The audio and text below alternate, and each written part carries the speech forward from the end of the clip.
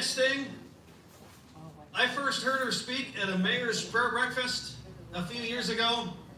She speaks at women's conferences and other conferences all over our land. She's a nationally recognized speaker and author. She was a guest on Focus on the Family yesterday, and she changed her travel plans to be with us tonight. She has 41 followers on Instagram and 41,000 followers on Instagram. Somebody. 333,000 Facebook likes. She's a champion for parental rights. She's running for Congress, and she really does not need any other introduction. Let's put our hands together for Mrs. Heidi St. John.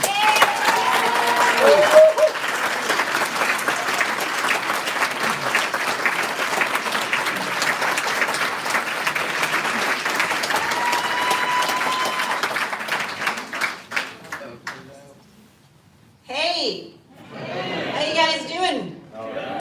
I am as scared as heck. I'm going to tell you that right now. Everybody's like, how many PCO meetings you been to? None.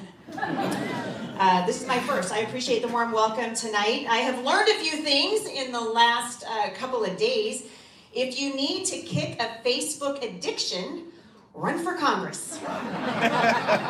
They're already printing things about me that are just patently false. So I decided not to check Facebook for a while, and I feel better already. Do you guys feel better? Yeah. I decided let's stop watching the mainstream media. That's going to happen right away, right? I want to introduce you guys to myself. My husband Jay and I have been living in the Pacific Northwest for all of our married life. We've been married for 32 years. We have 7 children, I know, and 3 grandchildren. And yes, and I love this country. I was introduced to politics by my grandfather. He took me campaigning for Ronald Reagan, and I'm a Reagan conservative through and through, and he taught me that our country is worth fighting for. It is worth speaking up for, and conservatives in this nation have taken a backseat to the Democrats for too long.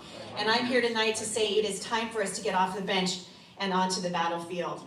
Many people have asked me why I'm interested in running, and to be perfectly honest with you, there were a lot of reasons for me not to run. Most people know that when you throw your hat in the ring in politics, politics is divisive, and we go immediately from disagreement to demonizing in this nation, and it needs to stop. The truth of the matter is we are a nation at war with ourselves. And what I'm learning right now, as I begin to move into the political sphere a little bit more, is that we've got to change the conversation, and it has to start right here in Clark County. It has to start tonight. And so as I've been thinking about how to present myself, I'm getting all kinds of emails. Say this and say that. And I'm getting all kinds of emails talking about what I should say and what I shouldn't say. And I got a different kind of email too. Those emails said, hey, I want to be sure that you don't hang out with this guy, because if you do, you won't get our vote. Want to be sure that you're not seen with so-and-so, because if you do, you're going to anger people in the Clark County Republican Party. And if you do that, you're going to lose.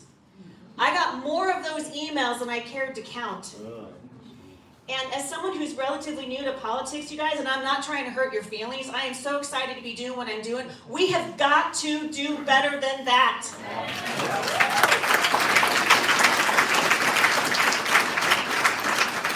I've been spending a lot of time praying about what the Lord would have me say tonight.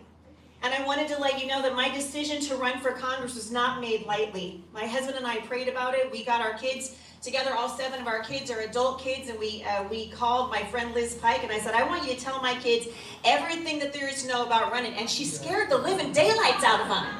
And I was like, this is great. Now I won't have to run.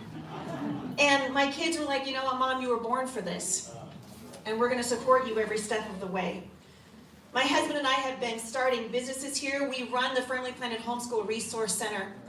We have been opening businesses for about 20 years now, and I know a thing or two about what it means to raise a family, what it means to keep a promise, what it means to shelter children, and what it means to be an advocate for families. And there is no one in Washington, D.C. advocating for children right now. No one.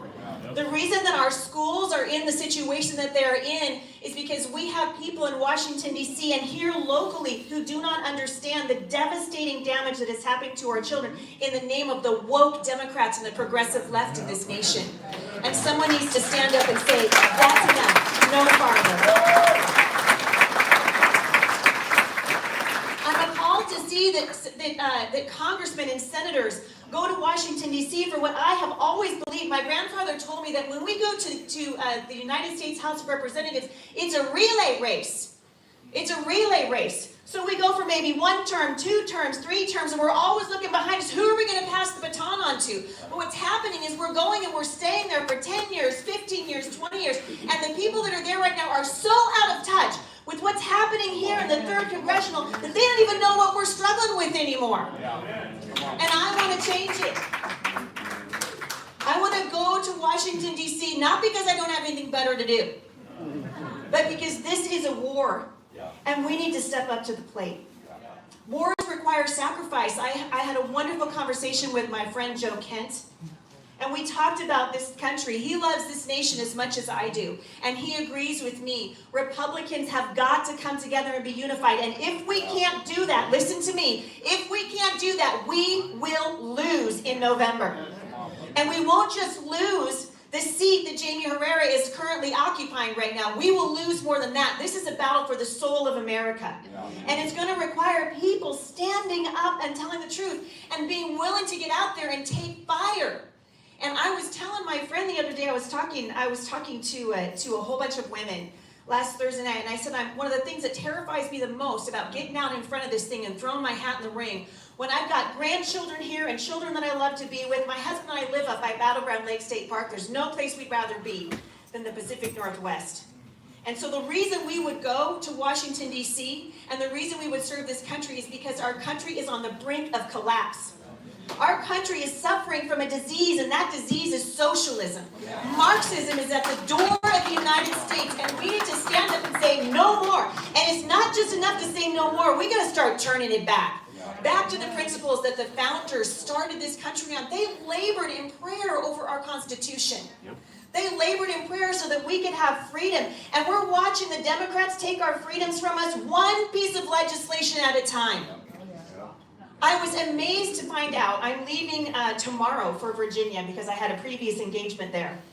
And I was amazed to find out that when a few people called from Washington, D.C. to see if I could set up some meetings, Nancy Pelosi has basically issued a proxy vote telling the legislators not to come to Capitol Hill. The legislators, the people that are supposed to represent you, are not even meeting and debating in the open anymore. They're doing it on Zoom. And I don't know about you guys, but I'm sick of Zoom. I'm sick of Zoom. I'm sick of Zoom.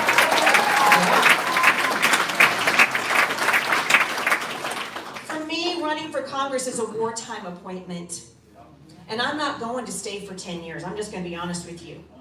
I'm going to be going and I'm going to be saying, Lord, help me be a voice, help me move the needle. I am so sick and tired of people going to Washington, D.C. and absolutely doing nothing. We had the House, we had the Senate, and we had the White House, and we did nothing. We did nothing. Why are we doing nothing? You see, the Democrats and the Republicans are different. Yes, they are. You guys are my people, I can tell. When the Democrats get power, they do something with it. When the Democrats get power, they do something with it, and what they do is to take away your freedoms. They want to take away your right to bear arms, for goodness sake. They want to take our education system even farther into the abyss than it already is. And it's making me sad to watch what happens when Republicans get into office and we lack the moral fortitude and the courage to say, we've got an idea and we're actually going to push it forward. It was astonishing to me to watch Republicans run for the hills when President Trump tried to get something done. And I was watching, I'm like, we sent you there to represent us. The most amazing thing about this country is that we have a representative form of government. That means that anyone can run. That means that even Heidi St. John, a woman who's been raising children for 30 years, can run for office in this country.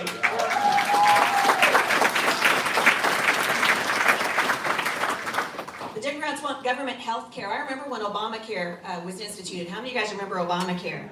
Remember when they said, if you like your doctor, you can keep your doctor? Guess what the first thing was that happened to the St. John family? We lost our doctor. I'm tired of being lied to. We all know that government health care is not the answer.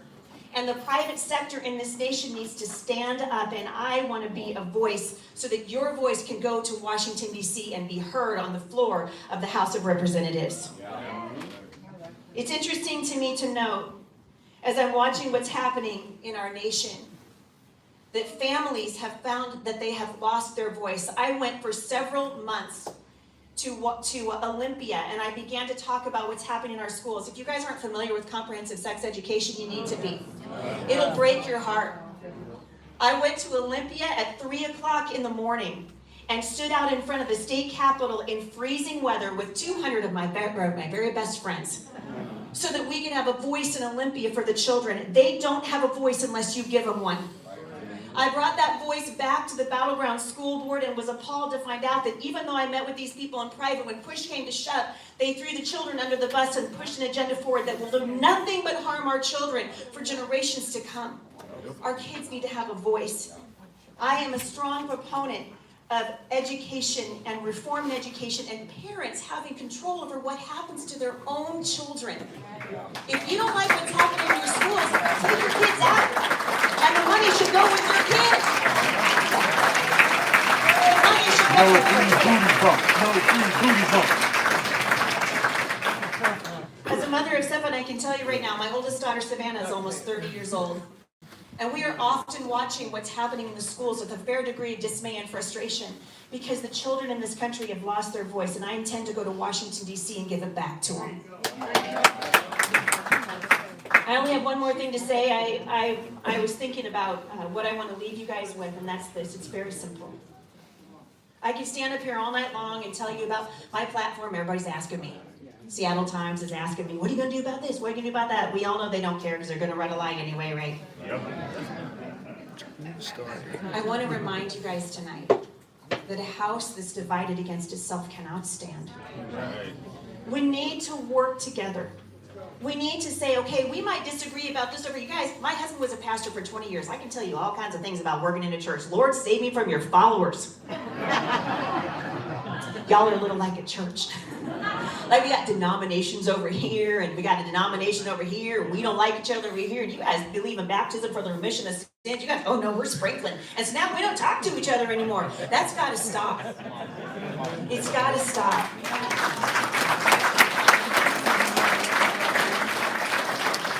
We need to come together. I think we can agree that our nation is worth fighting for. Can we agree? Yep. I think we can agree that socialism is something we never want to see implemented in this nation. Can we agree? Yeah. I think we want to agree that the Second Amendment is worth defending. Can we agree? Yeah. If we can agree on those things, if we can agree that we love our children, if we can agree that life is worth protecting from the unborn to the most vulnerable among us, this country discards the very young and the very old. And it is a scourge on our nation. Can we agree that life is precious? Yeah. Can we agree? Yeah. So guess what we learned tonight, you guys? We agree. We agree. We need to work together. I've been so encouraged. I've been hearing from these guys all week. They're writing me and calling me and trying to encourage me and talk me down off the limb, which they're doing repeatedly now. But if you guys are interested in helping me out, I'm going to need your help. And in the back of the room, you're going to find my girl Tiffany, and she's got a clipboard, and they've got envelopes. I'm going to need help. I have been working in the nonprofit sector. There's Tiffany back there, you guys. Look at her. She's so beautiful. Love that Tiffany girl.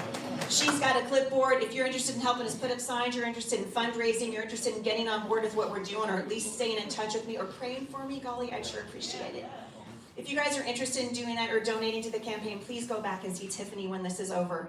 You guys, I love this country, and I think it's worth fighting for. Do we agree? Yeah. We agree. Thank you very much.